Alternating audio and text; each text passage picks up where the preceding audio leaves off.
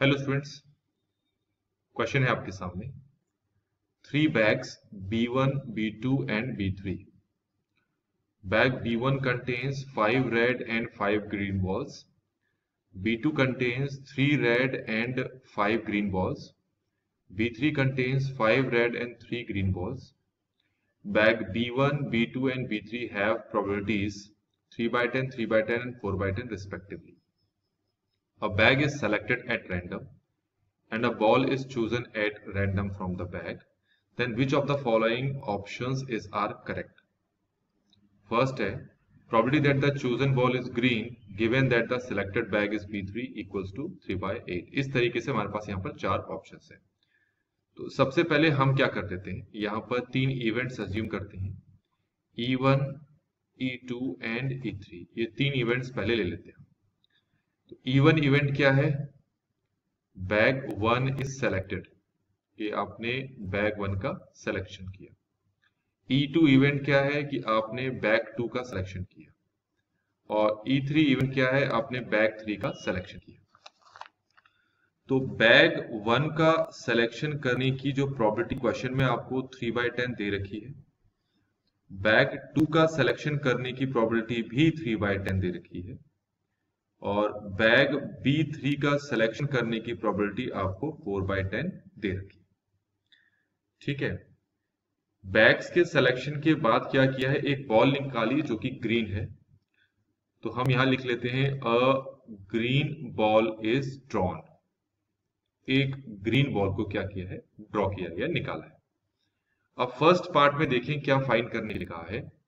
Probability that the chosen ball is green, हमें green ball को निकालने की प्रोबेबिलिटी फाइंड करनी है। If it is given that the selected bag is B3, अगर सिलेक्टेड बैग आपका B3 है, मतलब B3 का आप सिलेक्शन कर चुके हो और उसके बाद आप ग्रीन बॉल की प्रोबेबिलिटी मांग रहे हो, तो इसको ऐसे भी लिख सकते हैं, probability that the chosen ball is green if E3 event has been already occurred, मतलब बैग 3 का सिलेक्शन आप पहले ही कर चुके हो, देन यहां पर आपके पास A आएगा। अब इसको अगर आपने सॉल्व करना है तो कंडीशनल प्रोबेबिलिटी का आपको फॉर्मूला लगाना पड़ेगा, जो कि ये होता है PA intersection E3 over PE3। अच्छा, आपको पहले से ये पता होना चाहिए, अगर दो इवेंट एक दूसरे से इंडिपेंडेंट हैं तो इसके बदले हम कुछ इस तरीके से लिख सकते हैं। यहां पर जो E इवेंट है वो है बैग को सिलेक्ट किया आपने, मतलब बैग 3 का सिलेक्शन किया, और A जो इवेंट है वो है कि आपने एक बॉल ड्रॉ की। तो दोनों ही इवेंट्स इंडिपेंडेंट हैं, दोनों का एक दूसरे से कोई मतलब ही नहीं है।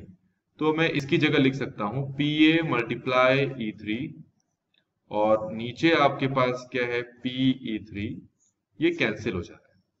तो इसका मतलब ये है कि probability that the ball drawn is green if bag 3 has been selected, तो ये इक्वल होगा PA के। तो PA क्या बताता है कि आपने ग्रीन बॉल निकाली है बैग 3 से।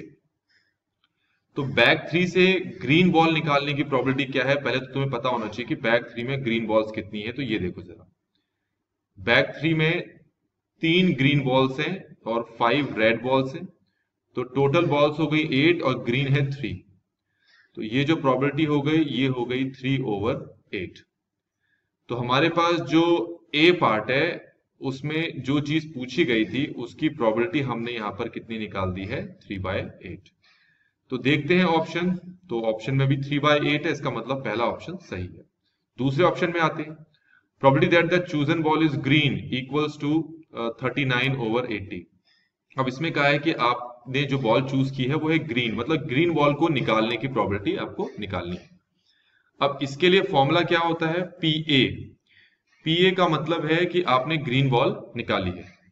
तो ये पॉसिबिलिटी कैसे कैसे हो सकती है, ये ऐसे हो सकता है कि मान लो सबसे पहले आपने बैग 1 का सिलेक्शन किया, देन उसमें से आपने ग्रीन बॉल निकाली, या फिर जब भी हम या बोलते हैं तो हम उसके बदले प्लस का साइन लगाते हैं, या फिर क्या हो सकता है आपने बैग 2 का सिलेक्शन किया और उसके बाद आपने ग्रीन बॉल निकाली, या फिर आपने बैग 3 का सिलेक्शन किया और उसके बाद आपने ग्रीन बॉल को ड्रॉ किया। तो ये इस तरीके से आपकी प्रोबेबिलिटीज चलेंगी। इसकी प्रोबेबिलिटी क्वेश्चन में 3/10 दे रखी है। तो इसका मतलब क्या होता है कि आप ग्रीन बॉल निकाल रहे हो कहां से?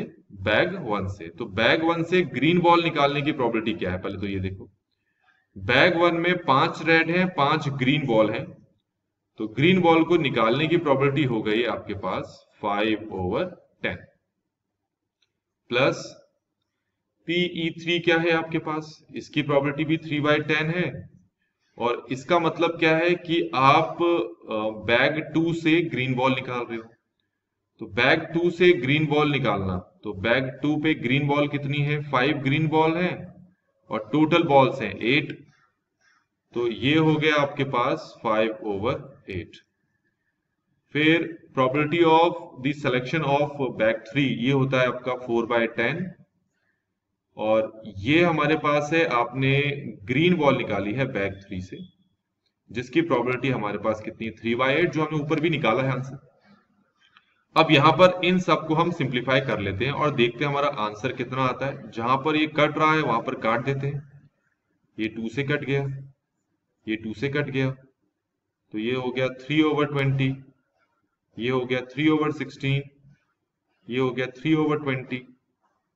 सॉल्व करेंगे इन दोनों को तो ये आ गया आपका 6/20 प्लस 3/16। इसको कैंसिल आउट करते हैं, 3 से कट गया, ये 10 से कट गया। तो अब यहां पर आपके पास एलसीएम आ गया 8 और ऊपर हो गया 24 और ये हो गया 15। तो सॉल्व कर रहे हैं तो 39/80 आ रहा है। तो आप देखें आपके जो पास जो बी ऑप्शन है, क्या तुम्हारे आंसर के साथ मैच कर रहा है? बिल्कुल मैच कर रहा है भैया। तो बी ऑप्शन भी यहाँ पर करेक्ट है। अब हम अगले ऑप्शन की तरफ आते हैं। Probability that the selected bag is B3। आपने बैग 3 सेलेक्ट किया है, उसकी प्रोबेबिलिटी फाइंड करनी है। Given that the chosen ball is green equals to ये। तो यहां पर हम बेस थ्योरम का इस्तेमाल करेंगे। बैग 3 के सिलेक्शन की प्रोबेबिलिटी फाइंड करनी है। बैग 3 लिखेंगे कैसे? बैग 3 के लिए इवेंट क्या है? E3। इसकी प्रोबेबिलिटी फाइंड करनी है when drawn ball is green. अब इसको बेस थ्योरम के अकॉर्डिंग कैसे लिखते हैं हम? इसको लिखते हैं हम PE3 मल्टीप्लाई PA E3। अब नीचे क्या लिखते हैं? नीचे ऑब्वियसली ये जो चीज लिखी है इसी को लिखते हैं और E3 की जगह E1 फिर E2 पुट करते हैं। मतलब कि सीधे तौर पे कह रहे हैं, जो ये तुम्हारे पास जो PA है ना, ये पूरा लिखते हैं नीचे। तो मैं नीचे PA लिख देता हूं, ऐसे भी लिख सकते हैं, ठीक है। तो ऊपर ये कितना है? PE3 ये है 4/10 और इसका मतलब है आपने ग्रीन बॉल निकाल ली है बैग 3 से, जो शायद है आपके पास 3/8। अब इसके नीचे आप क्या करोगे? ये लिखोगे 39/80। अब ये 80 तो कैंसिल आउट हो गया, तो ऊपर 12 है, नीचे 39 है। ये 4 से कैंसिल हो गया, ये 3 से, तो हमारा आंसर कितना आ गया? 4/13 आ गया। तो अगर हम चेक करें तो हमारे पास जो सी ऑप्शन है वो है 5/13, हमारे आंसर के साथ मैच नहीं कर रहा। अब इसको देखो, probability that the selected bag is B3 and the chosen ball is green. ये जो एंड यूज हुआ है, एंड का मतलब है इंटरसेक्शन। तो हम इसके लिए कैसे लिखेंगे? डी ऑप्शन में probability that the selected bag is B3 and the ball drawn is green, जिसके इवेंट को हमने ए माना है, तो हमें इसकी प्रोबेबिलिटी फाइंड करनी। ऑब्वियसली दोनों इंडिपेंडेंट है, तो हम इसको ऐसे लिख सकते हैं E3 मल्टीप्लाई PA। ठीक हो गया। PE3 क्या है हमारे पास? E3 क्या है हमारे पास? E3 है बैग 3 के सिलेक्शन की प्रोबेबिलिटी, जो है 4/10। PA है उसमें से ग्रीन बॉल निकालने की प्रोबेबिलिटी 3/8 हो गई। ये 2 से कैंसिल हो गया, तो ये आ गया आपके पास 3/20। तो ऑप्शन चेक करते हैं जरा, कौन सा ऑप्शन हमारे आंसर के साथ मैच कर रहा है। यहां पर है 3/10 आ रहा है और हमने अभी कितना निकाला? 3/20। इसका मतलब है सी और डी दोनों ही हमारे आंसर के साथ मैच नहीं कर रहे। तो इस क्वेश्चन का जो करेक्ट आंसर है वो है A एंड B। तो इस तरीके से बच्चों हमने इस क्वेश्चन को यहां पर कंप्लीटली सॉल्व कर लिया है। आई होप कि आपको ये सोल्यूशन समझ में आया होगा। Thanks for watching.